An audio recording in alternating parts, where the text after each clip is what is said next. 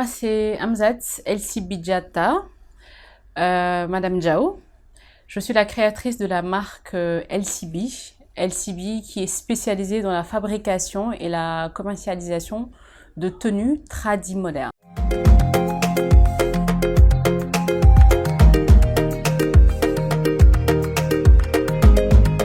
Alors, c'est une marque qui a été créée en 2017. J'ai créé LCB parce que ma maman était à la retraite, elle était à la maison, elle faisait rien. Et moi, je voulais investir au Sénégal. J'étais en France et je voulais investir quelque chose au Sénégal. Je me suis dit pourquoi pas la couture, parce que c'est une passion qu'on partage toutes les deux.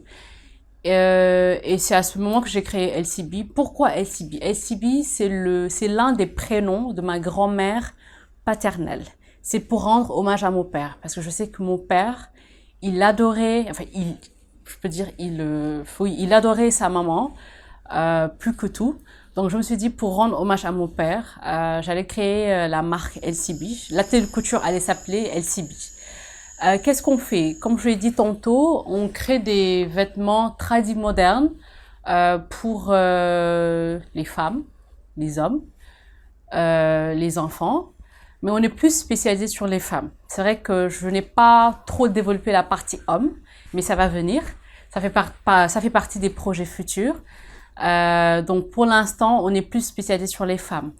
Ce qu'on propose, c'est l'authenticité. Pourquoi? Alors, j'ai toujours été une personne qui n'aimait pas ressembler aux autres. C'est-à-dire aujourd'hui, lorsque je m'habille, je préfère porter des tenues qu'on ne retrouvera pas chez les autres. Donc c'est ce que j'ai rapporté chez LCB. En général, lorsqu'on crée des tenues, c'est une tenue, maximum deux. C'est pour permettre à nos clientes d'être spéciales, d'être authentiques. Il y a également l'originalité. L'originalité pour se démarquer des autres marques, parce qu'on est dans un secteur très concurrentiel. Donc, il faut apporter un plus. Et moi, le plus que j'apporte, c'est la créativité. J'essaie de créer des tenues qu'on ne retrouvera pas chez les autres, chez les concurrents ou concurrentes. Voilà, c'est ça LCB.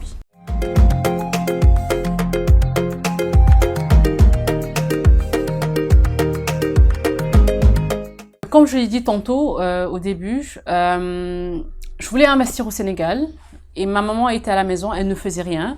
Donc je me suis dit, pourquoi pas la couture? Comme c'est une passion qu'on partage toutes les deux, ça nous permettra de nous réunir toutes les deux, de passer des moments ensemble. C'est vrai que j'étais à l'étranger, mais je venais souvent. Ça nous a permis de raffermir les liens, parce que moi j'étais parce que mon papa n'est plus là, j'étais plus proche de mon papa, j'étais très complice de mon papa. Donc pour raffermir les liens, pour créer cette complicité avec ma maman, je me suis dit ce serait bien de créer d'ouvrir un atelier de couture.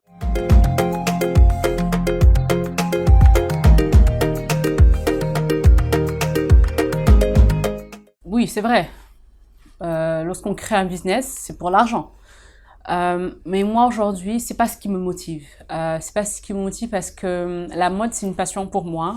J'aime bien créer, j'aime bien aller au marché, discuter avec les fournisseurs, toucher les tissus, les palper, en regardant les tissus, essayer de créer quelque chose, de voir quelle tenue je vais créer demain. Moi aujourd'hui, c'est ce qui me motive.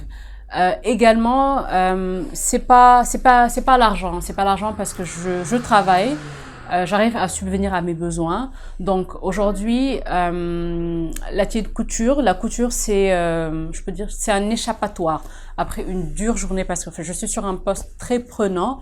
Donc après une dure journée, j'aime bien venir à l'atelier, discuter avec les tailleurs, vous en êtes où, discuter avec mes clientes, essayer de créer, aller au marché, toucher au tissu.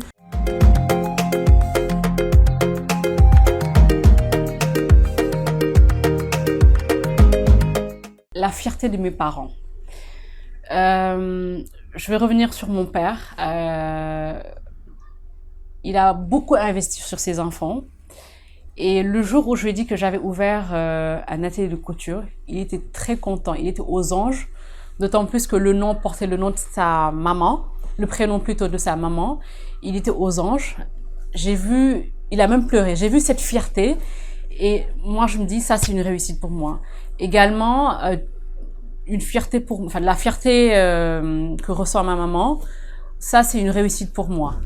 Faire ce que j'aime, c'est une réussite pour moi, faire ce que j'aime. avoir un passe-temps. Et la satisfaction de mes clients, de mes clientes aussi, c'est une réussite pour moi. Aujourd'hui, lorsque je livre des tenues à une cliente ou à des clientes et que derrière j'ai un retour positif et qu'ils sont contents ou qu'elles sont contentes, c'est une réussite pour moi. Donc aujourd'hui, pour moi, la réussite, c'est la satisfaction de nos clients, clientes et la satisfaction de mes parents.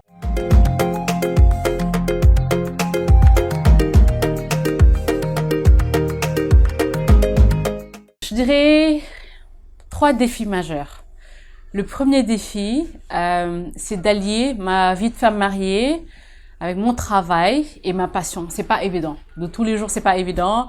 Parce que vous savez, au Sénégal, lorsqu'on est marié, comme on le dit, soy sey, tout en être à côté de son mari. Je suis souvent absente, hein. Ça je le cache pas, je suis souvent absente parce que je suis souvent ici. Ensuite, devoir allier ma passion avec mon travail. Comme je le disais tantôt, j'ai un travail assez prenant, j'ai de longues journées, un travail aussi assez stressant. Donc devoir allier la vie de femme mariée à mon travail et à ma passion, moi je pense que c'est un défi majeur. Le second défi, je l'ai dit tantôt, on est sur un secteur assez concurrentiel.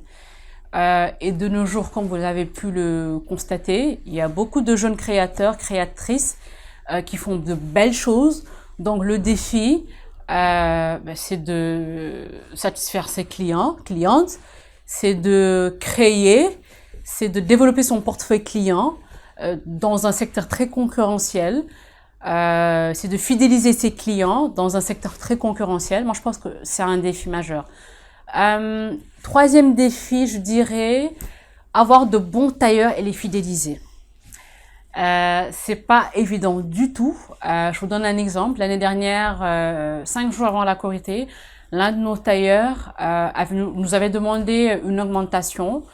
On a refusé. Il est parti du jour au lendemain, tout en sachant qu'on avait des commandes à honorer. Imaginez les conséquences.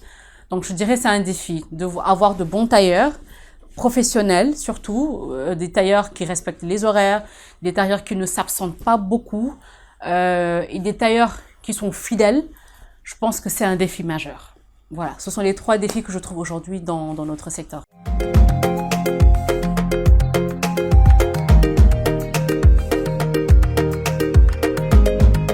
Améliorer ma communication, communiquer davantage sur les réseaux sociaux. Oui, je suis présente, mais pas trop, parce que je n'ai pas le temps, je n'ai pas de community manager. Et je trouve que c'est un travail à temps plein, communiquer sur la marque, interagir avec les clients à travers les réseaux sociaux. Moi, je pense que c'est un travail à temps plein. Donc, si demain j'ai un appui, que ce soit financier, que ce soit stratégique, ce serait de m'améliorer côté communication et de m'implanter dans la sous-région.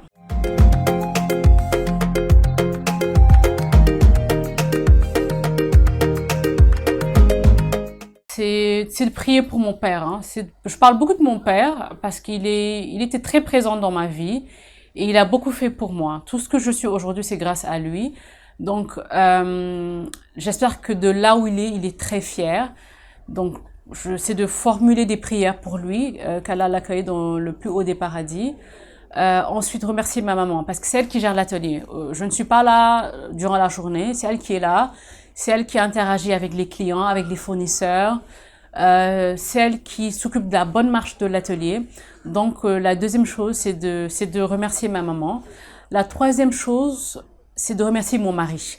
Je suis souvent absente, je l'ai dit tout à l'heure. N'empêche, je n'ai jamais eu de remarques par rapport à mes absences parce qu'il me comprend, au contraire, il me soutient. Un exemple, durant le ramadan, il arrive que je coupe le jeûne ici. Je ne pars pas chez moi, donc parfois je l'appelle, je lui dis j'arrive. Il me dit non, reste là-bas, il travaille. Donc je trouve que, je connais les hommes sénégalais, hein, ils sont un peu machos, entre guillemets. Avoir un mari qui me soutient, avoir un mari qui me comprend, moi, je pense que je dois le remercier et je le remercie. Je le remercie pour son soutien sans faille. Je le remercie pour sa disponibilité. Je le remercie pour sa compréhension. Autre chose, dernière chose, c'est de remercier mes tailleurs et mes clients et clientes.